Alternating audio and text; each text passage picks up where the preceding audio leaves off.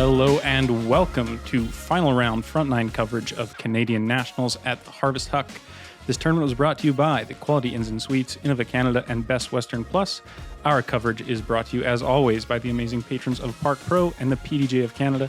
My name is Jesse Tomalty, and I'm once again joined by Max Regitnig. Hello.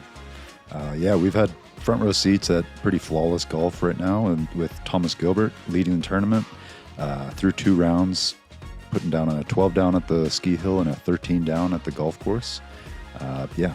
Pretty big lead right now, and barring any huge mistakes, I think he can just kind of coast this one through. An impressive score from Thomas in round two, considering the terrible rain and windy conditions we had. Speaking of Thomas Gilbert, the man himself right here.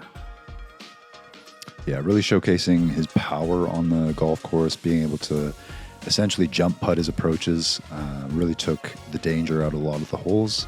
And with the ski hill, not a whole bunch of holes that can really go horribly wrong. He should be able to minimize the mistakes. The man who's trying to chase him down, Casey Hanemayer of Cranbrook, British Columbia. He's played some very good, solid golf. Would be more competitive for a first place position here if Thomas wasn't playing maybe the golf of his life. Yeah, I would say Casey has it in him, but I would say he has to go 14, 15, 16 down to really have any legit chance at taking down the title. Yeah. Riley Douglas is one of the men in contention for third place, which is probably the most competitive spot on the podium.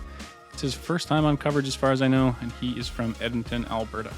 Yeah, put down a solid round at the golf course to catapult him onto the lead card, and we get a second look at Erik Wiebe. He was a solid player. Definitely has a lot of power. We saw some saucy backhand or forehand approaches. Maybe doesn't have the power forehand, which he rated his forehand a little lower than I would have expected, but some nice approaches from him yesterday. Yes, speaking of nice things, this is a nice, easy starting hole. The first hole is 491 feet. Most people will throw a hyzer around the trees that the drone is passing now. Really, anything that is wide enough will play for an easy pitch into the protected green. The only thing you want to avoid is short arming it early into the trees or hanging it so wide that you struggle to access this fairly narrow green. Yeah, nice easy hole to start off your round. Just getting into the landing zone, and you can kind of give this first one a run as well, as we saw Welcome Casey once again, ladies carving the and two in round gentlemen, one. and especially our viewing audience across Canada and around the world tuned in to Park Pro, Canada's leading disc golf media company. This is the final round of the 2024 Canadian Nationals, sponsored by Innova Champion, Best Western Gateway to the Falls, and Quality Inn and Suites. We also have to give a big shout out to the event director, Mr. Dennis Greffard. Thanks everybody for coming.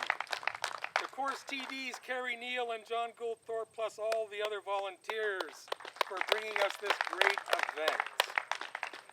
It's a beautiful afternoon in supernatural British Columbia, and it's now time for the lead MPO card here at Clearwater Ski Hill. It's particularly cool to note that these four players represent four different Canadian provinces. How appropriate is that? Teeing off first, at minus 25, leading by 6 throws.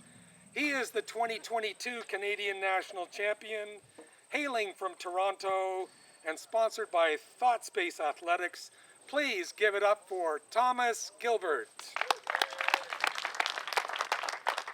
Paying some respects to the tournament director there, Dennis. No rain, blue skies, shorts and t-shirt weather for final round.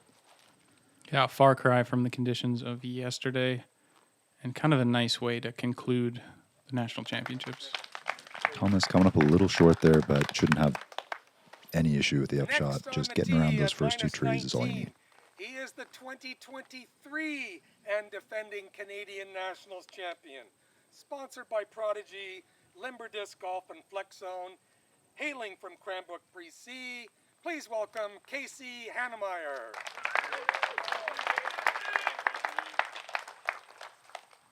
Casey matching his shirt to his umbrella from yesterday, keeping the rainbow vibes up, and bucket hat out as per usual. Those shirts come from his sponsor that year, Limber Disc Golf, and I must shout them out for having some of the nicest looking apparel in Canada. And yeah, nice looking result there. Got a little lucky with that squeaking through the tree, but playing out of Edmonton, definitely in Alberta. position. Please give a warm round of applause for Riley Douglas. Riley getting some lead card action here.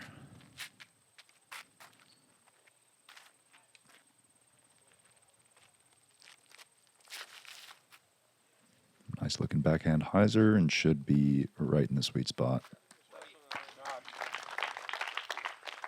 Yeah, no need to really push this drive, just getting it anywhere in that landing zone. Lead card, also tied third at -15.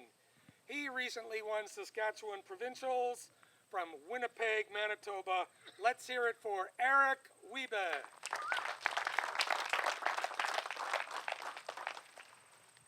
I've been saying Erik Wiebe my whole life, and I'm wondering if Brian knows something that we don't hear.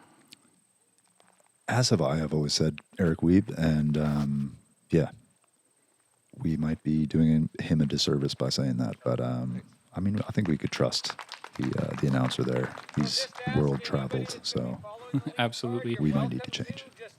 Erik's shot lands in a pretty ideal spot there, getting left enough to be staring straight at the basket. Yeah, everybody in position. Maybe not full eagle run position, but definitely birdie position. But that is not the case anymore for Riley. Yeah, that's kind of unfortunate. You're looking to start your round with a birdie here almost no matter what. Yeah, the shorter position here is kind of forcing the players to that forehand, closing the gap. But Erik staring right at the gap there, and that finesse forehand approach, doing him well there. Casey going to the patent pending. This isn't a position he likes very much.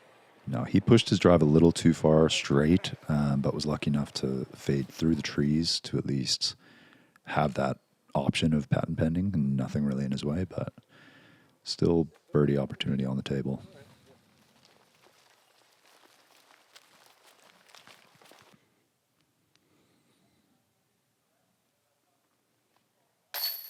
Thomas gets the start he wanted. That's pretty routine for a guy like him. Yeah, we've been pretty used to the green on his scorecard, and yeah, continuing that trend. And Erik keeping his balance looked a little sketchy, but no foot fault there. Yeah, Riley going to be a little disappointed to get the par there. Definitely, it's one of those holes that a par kind of feels like halfway to a bogey. Yeah, you have to have messed up a shot to get a par. And yeah, Riley, unfortunately, leaving that up shot a little short right, catching a tree, and results in a par. And here we have a hole 2, par 4, pretty similar vibe. You just kind of have to get to this landing zone in the sun there, and then have a short-ish 150-foot approach up to the borderline treacherous green. They have this roped off optional relief area. But yeah, any reasonable drive, and you should have a pretty short approach. We've seen a couple eagle runs here. Thomas in round 1 got the throw in. But yeah, with a power forehand, you can get basically to the base of the hill and have a reasonable putt at it. Thomas is going for his backhand again, and also flirting with that left side again. Yeah, he made a similar mistake in the first round, but was not as punished as he could have been. Be interesting to see if his manages to stay up on the edge of the fairway or if it's gone down that steep hill that skirts the left side. Yeah, probably trying to use as much as the fairway to get that left to right movement with the backhand, but just starting it out a little too wide. But Casey making an adjustment from round 1, faded out a little early right in round 1, and here should have easy footing, straight approach up to the basket. That's a dangerous spot for Erik. That's one of the few spots on the edge of the fairway where it can get so thick that it's hard to play out. You're not far away, and there is openings behind that line of trees, but if you're stuck in the middle, it can be very, very awkward. Yeah, you'll see a lot of forehands get a little further, but that far right. But as you can see, a little smaller trees, definitely more manageable, maybe 50 feet ahead of Erik. But Riley does all that you need to do to get the birdie, chopped up a forehand into the middle of the fairway, and oof, yeah, this is definitely darker than his result in round one. Yeah, Thomas maybe just catching up with Casey's drive there, but fortunate to get all the way out. That should give him a pretty easy path to par. And Erik doing a really good job from where he was. Maybe had a little backdoor gap there, but definitely puts himself in putting range for the birdie. And Riley giving that a little run. Looks like a berg. Yeah, the backstop of the hill gives such a good green light. Oh my goodness. And that's the risk of running those. That could have caught an edge and rolled past him, maybe even into the woods where he was after his first shot. But luckily enough, sits in that hazard area. They'll have the option of putting from where they were or bringing it down the hill.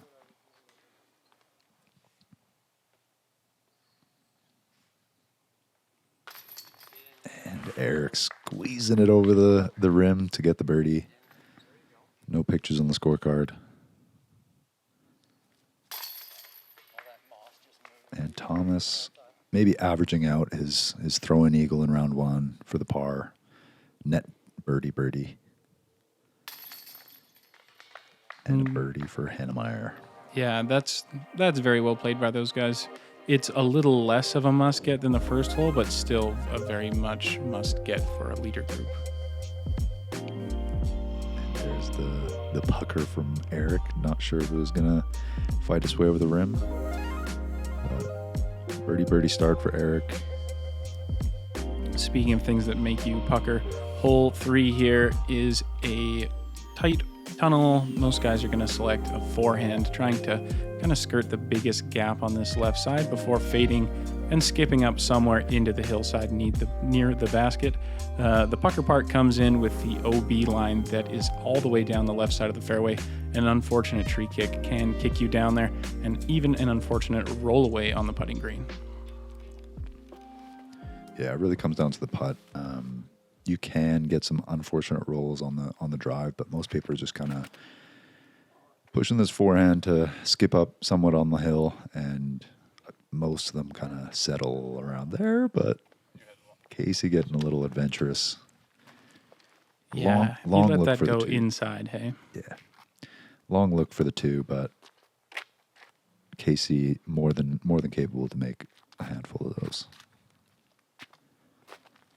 Erik even more inside than Casey's now. That could be a little bit troublesome. There's a lot of trees between him and the basket now. Yeah, a lot of highs are maybe just really, making sure he's not going OB left. And this is a very committed line. Getting a little skip. That's great. C1 look. Still sketchy with the slope, but again, C1 look and you've accomplished your first goal on the hole. This looks great from Thomas. Yeah, little stand up, got all the way there and sits nicely right next to the basket. Let's see what Erik's footing, a little uncomfortable. I'm going to try and weave something around this clump of trees. Does so nicely. Should be a tap in par for Erik.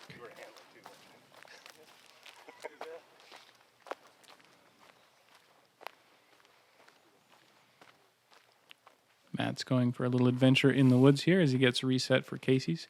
Casey's looking a little closer than I expected after seeing the tee shot. Yeah, not too far out of C1, I would say. But this would be a real pressure putt to put on Thomas to make sure he's not comfortably, making and building his lead. This would be really nice to see fall for Casey. Oh, yeah, really, I mean, not passive, but nose up, floaty bid, giving it a shot. Just comes up short. That's still a great putt from Riley. Yeah, great birdie. Hole 3 playing 5th hardest on the course. So if you're getting a birdie, you're definitely feeling good about yourself. Yeah, and that brings him into a tie with Erik as well, which is going to help his quest for that 3rd place position. I'm sure we'll get a check-in with some chase cards here soon, because there are probably another 4 or 5 players that could be in contention for that spot. Yeah, Casey pretty comfortable up there, but 3rd place is definitely up for grabs for essentially the top 10, I think. 17 down. Can't remember where top 10 finished yesterday, but I think it was only 3 or 4 strokes behind that. So with a hot round today, you could definitely move yourself up to the podium places. And yeah, we're seeing Chris Brown even making a top 10 appearance there, 4 down through 8.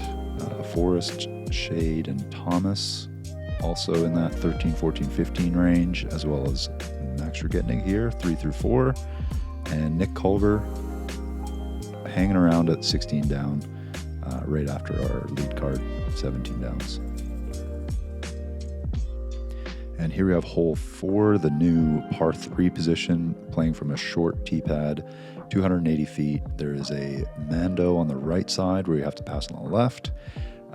Kind of tough angle to do it on the low side. You'll see a lot of over-the-top plays here. And then sloped basket with trees. Mostly on the trees on the right are going to be the Guardians. On the left, you'll find some angles to make your putts, but we'll see some over-the-top plays that maybe push that Mando plane upwards.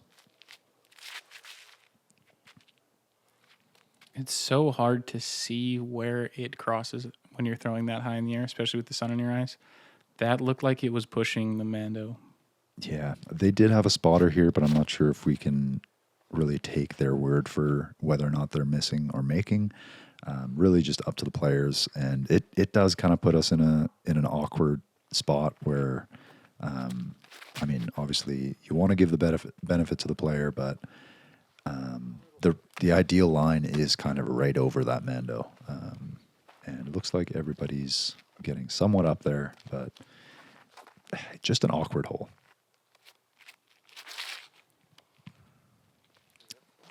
A little inside maybe for Erik.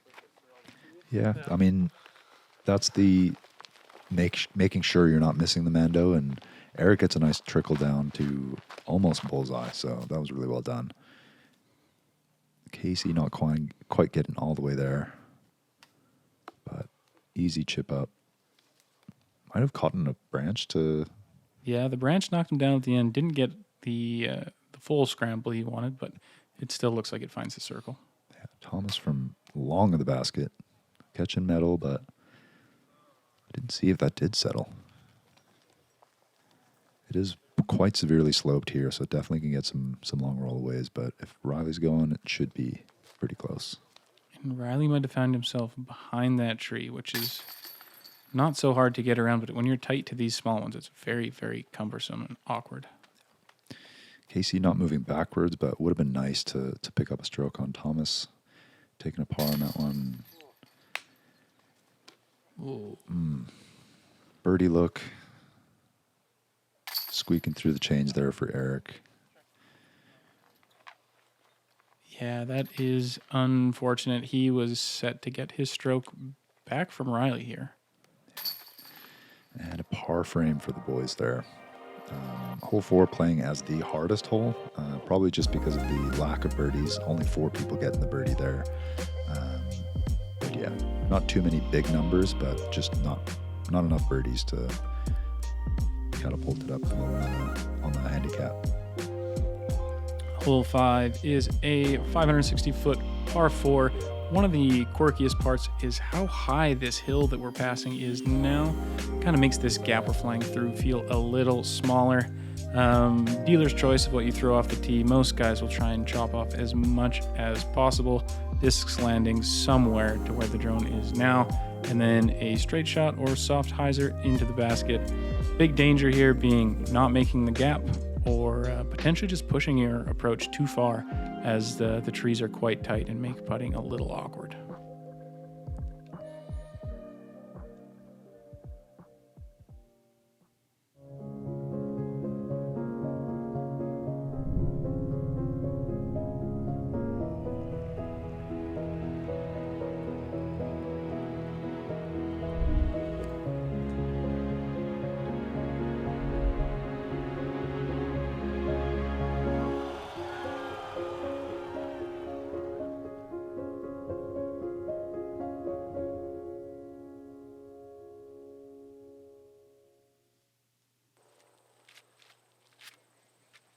Yeah, first hole on the course, you can really unload that backhand.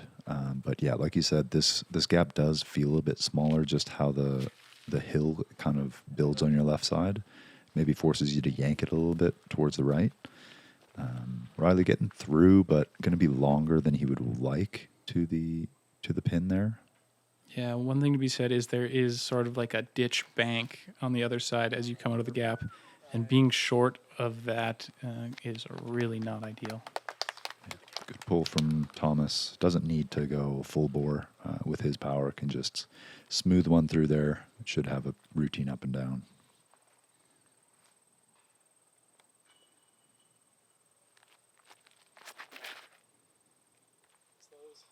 Pushes the ceiling there, but gets through clean.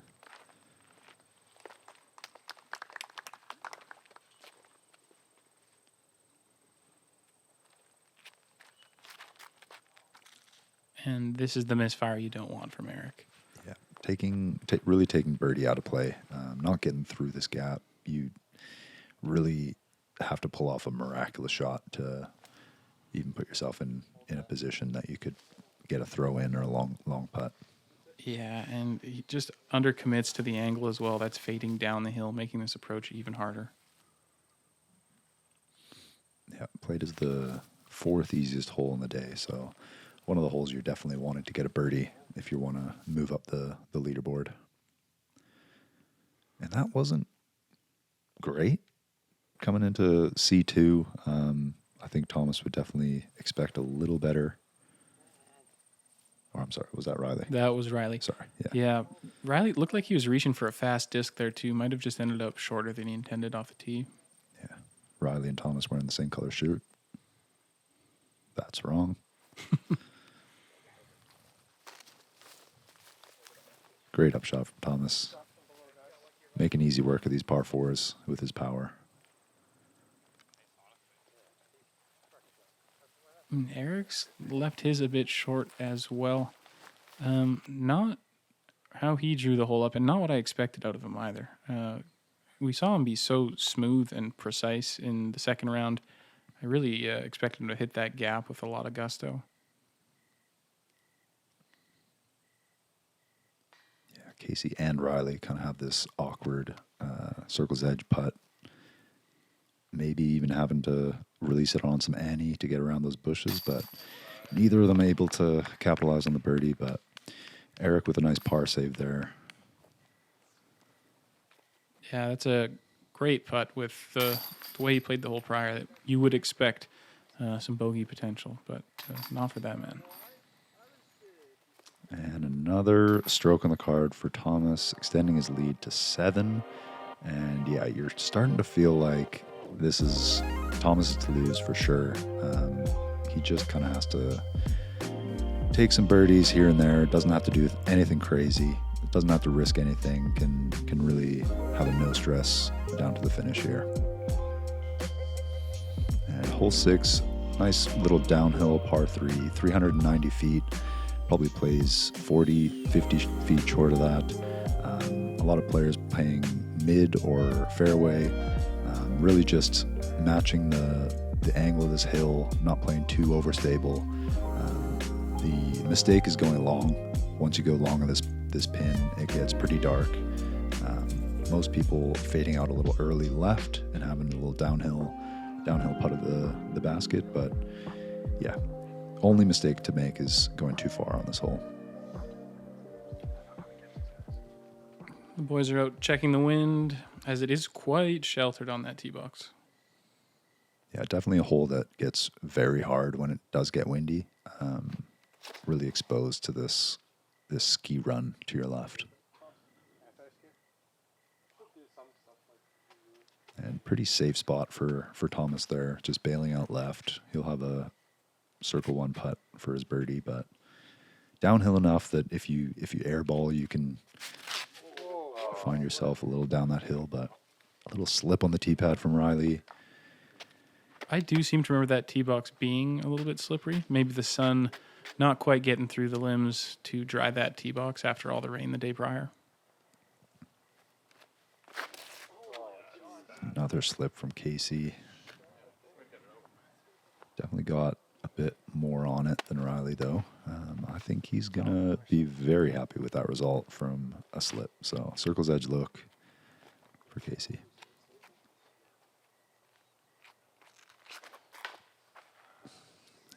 And yeah, Erik probably thinking about his footwork more than hitting the gap, unfortunately. Catching an early tree. But the early release here on 5 and 6 has been Erik's mistake here. So maybe trying to make an adjustment for hole 7.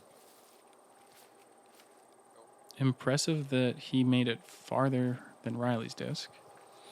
And Riley's left his short, and it is rolling for home. And here we see that ski slope. Yeah, that can be dangerous, but the long grass looked like it put on the brakes there. Erik putting a good move on that. A little bit past the basket, but has a open putt for his par. Doesn't look like Riley rolled too far. Jump putt from C2 for him.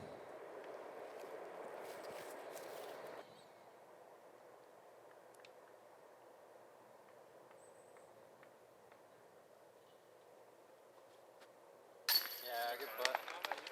Yeah, nicely done from Thomas with the awkward trees in the way. And now the pressure comes to Casey to not drop another stroke.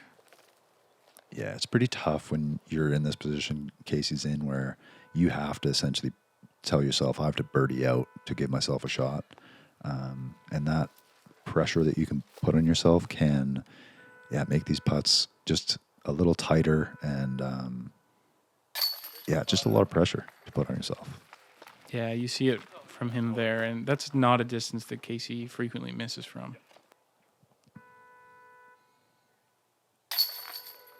No, and the caliber player Casey is, he's definitely not conceding, just coasting to be happy with second place. He wants to fight to the end, give himself a shot, so he's trying to hit all these putts for birdie.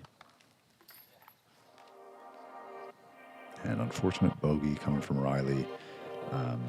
Not a hole that you would see a bogey come that way, of not getting that far off the tee. But unfortunately, that tee box just giving some trouble to our players here. But yeah, a lot of rain the night before, probably just waterlogged. Now we see that battle for third place heating up that we talked about earlier. TJ Groveman now solo third at 18 down, 3 behind Casey with a lot of golf to play. My boy Max himself is now tied up with Erik Wiebe, and Riley Douglas is down into T7 with Kieran and Brendan with Nick Culver at a slow 1 down, holding himself in 6th place as well. Yeah, a lot of people playing that front 9 hot. We had Miguel Alvarado also moving up on the leaderboard there. Moving down is hole 7 at 320 feet. We saw this one in round 1. There is a Mando underneath. It is a cable that is across the fairway. Most guys are going to throw something from a standstill, putter, backhand that slowly stands up as it comes down the hill to settle down. And I've got a feeling we might even see the jump putt from Mr. Gilbert again. Yeah, the pseudo triple Mando does take the over-the-top play out of play. There's a tee pad and a fairway long of this basket, so just a safety precaution. Forces the players to play the more technical shot, and here it is again. Mid-range in hand, jump putt stance. Let's see if he can make it. Oh, that was close. Just catches something on the right. Looked like it was going to make it all the way there, but yeah, maybe just a little wider than he wanted. So PA5 from Casey. A lot of hyzer. Wow. Missed the Mando high. Little air bounce action. Yeah, definitely a miscue there from Casey. Shouldn't be really pushing the ceiling on this shot at all, but with as much hyzer as he threw, that can kind of be the mistake, is if you yank it a little bit, you're automatically pushing that a little high. And yeah, Erik unfortunately catching some early trees there too. Yeah, the later two going to force over that sidearm, and this looks like it's cranked from Riley. Yeah, don't have to put much on this shot to get all the way to the pin, but it is tough to throw that tempo down touch shot. Casey just commits to making sure he's under the Mando, but he doesn't make it even halfway to the pin. It's important to note now that no matter what it looks like on camera, I feel like that Mando line feels like it's at hip height when you're standing on the tee box. You have to throw awkwardly downhill. Yeah, this is very downhill, just as much downhill as our downhill par threes, the 9th and the 18th, just playing straight down the ski hill.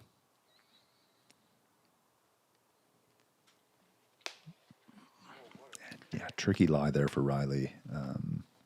Looks like he had some room out to the left, but went for the more direct line through the trees, but catches one early. And an acrobatic upshot there from Erik, putting it close. Wow, Riley with an even smaller gap manages to weasel his way out there and settle up in circle one. Yeah, unraveling a little bit for Riley. Hopefully he can settle down here, get back on the birdie train. Thomas laying up for his par. And a double bogey for Casey. That really is a tough one to swallow in the position that he is. Already 10 strokes back. That's going to be another 2 back from Thomas. Yeah, 10 strokes with 11 to play is a 2-stroke swing on every hole. And Riley also not focusing up and capitalizing on that short putt, getting some consolation from Erik there. The full layout. This guy had to have played some ultimate. He's getting the saucy forehands and full layouts here. Yeah, I love the commitment there, especially with how gnarly the ground is. That's a stump in the chest waiting to happen. Yeah, I would not recommend that. Maybe he scoped out the bushes in front of him. But here we are at hole 8, back into the open here, par 3, 370 feet. Pretty right to left sloped fairway, so some roll away potential for sure. A lot of people opting for the forehand just to get out of this gap with the low ceiling with the branches. It kind of forces you to throw low, and it's tough to get the backhand out and turning enough. And yeah, overturn, you can cut roll down this hill throwing that backhand. So forehand definitely the shot of choice, but at 370 feet, it is a pump for a lot of players. So the power forehand players will be making up strokes here on the field. Yeah, Thomas high the pin, making that putt really scary. I think we saw you make one of those putts from up there in round 1, and you were telling us about how nervy that looks. Oh, good lit.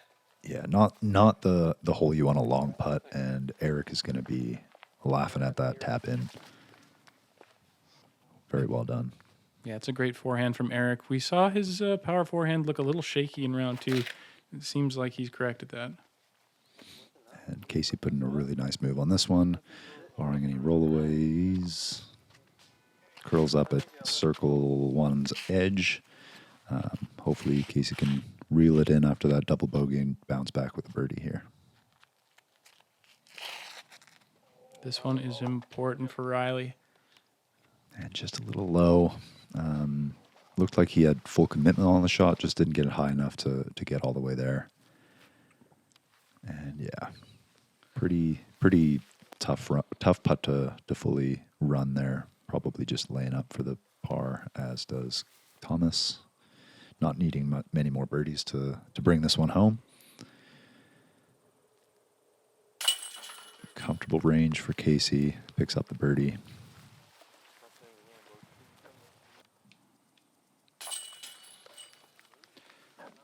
With Erik now moving to 18 down, and the other players waiting in the wings that we saw when we checked in with our scoreboard, Casey's 20 under is starting to feel a little less safe here, and we're not even through the front 9. Yeah, the double bogey definitely brought other players into it. Again, the big numbers don't really come that often out here. So when that does happen, you're moving down the leaderboard pretty quick. So Casey really needs to right the ship and get these birdies back on the board to solidify his second place position here.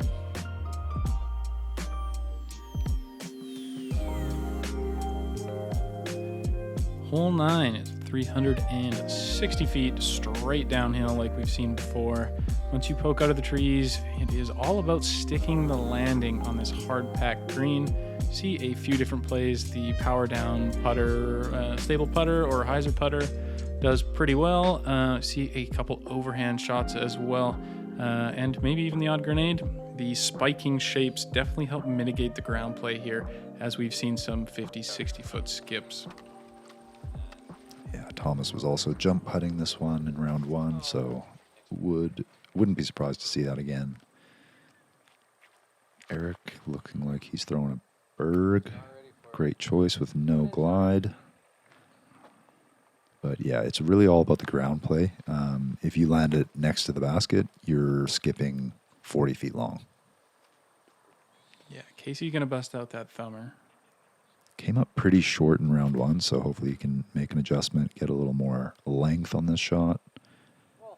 Coming up pretty much the same spot, but gets a little more of a roll. And yeah, C1, maybe shallow C2 look for Casey.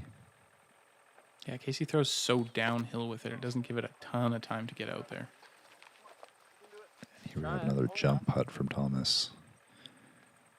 Yeah, the rare hyzer flip jump putt. Unfortunately, maybe some headwind that they're looking at down this hill. But yeah, just got a little away from him there. And This is a little strange. yeah, I think that was again his berg that he's been throwing, but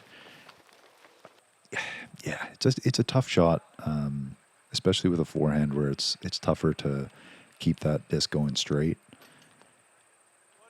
Maybe knowing that this hole produces a ton of pars and not playing his forehand particularly well on hole 7, it's a free opportunity to get a couple more reps in to start feeling comfortable for the rest of the round.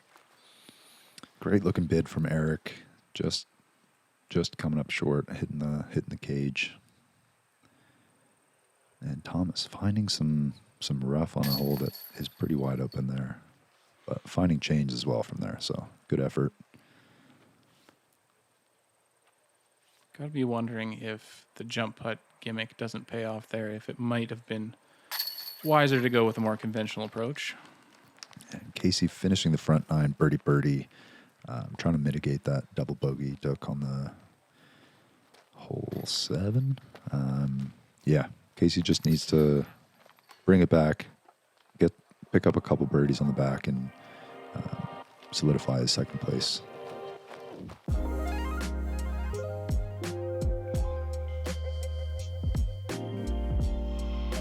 You know, Casey's putt is on when it's hitting the center of the basket like that, and he starts getting this very, very methodical tempo to his stroke. Hoping that means good things for him in his back 9. Get a leaderboard to check in here. Thomas, yeah, 8 strokes out. No problems here for Thomas. And Casey, yeah, leaving the door open a bit. TJ and myself only 1 and 2 strokes back there. Erik falling down a little bit, 2 down through 9. Forrest and Nick 15 down for the tournament. Kieran hanging around in that top 10, and Riley and Miguel picking up that 9th and 10th spot respectively. But Riley just needs to get a couple more birdies back in here. +1 on the front 9. Definitely wants a bit more on the back.